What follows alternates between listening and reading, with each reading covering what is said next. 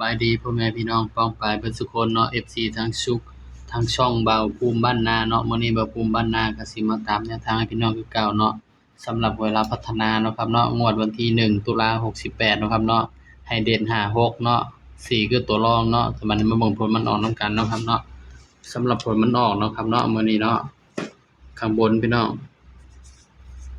506เนาะข้างล่าง95สำหรับตัวเด่นนี่ก็ถือว่าเข้าเนาะพี่น้องเนาะเข้าทั้ง2ตัวเลยเนาะสำหรับตัวเด่นเนาะ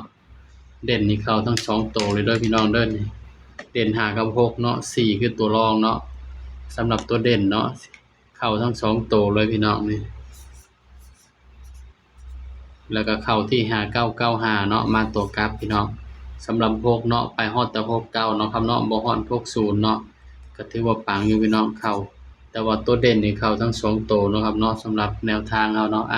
เพราะฉะนั้นก็ไปกันต่อเนาะครับเนาะของงวดวันที่3เด้อพี่น้องเด้อบัดนี้ก็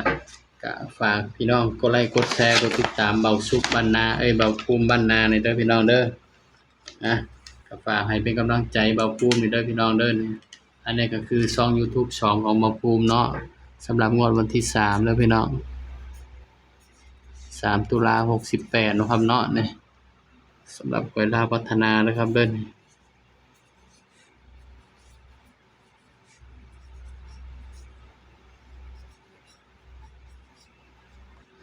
นี่คือแนวทางเวลาพัฒนาของเบาภูมิเนาะพี่น้องเนาะเบาภูมิบ้านนาพี่น้อง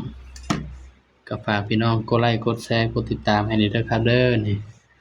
ก็มาเบิ่งนำกันเนาะสำหรับงวดวันที่3เนาะสำหรับตัวเด่นเนาะเด่น3ตัวมา1ตัวเนาะครับเนาะสำหรับเด่นพี่น้อง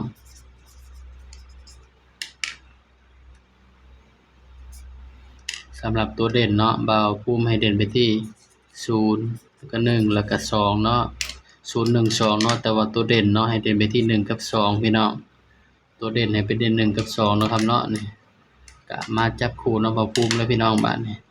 ย้ำว่าตัวเลขก็เป็นเพียงแนวทางนะครับเด้อมีเข้ามีหลุดเนาะครับเนาะเฮาก็จับเด่นก่อน13 14 15เนาะ23 24 25ส่วน0คือตัวกันไว้เนาะครับเนาะ03 04 05ชุด3ตัวพี่น้อง615มิลเดียวกันเลยครับนี่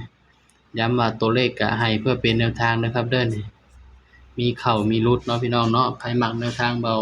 ภูมิก็ฝากพี่น้องกดไลค์กดแชร์กดติดตามเบาภูมินี่เด้อพี่น้องเด้อ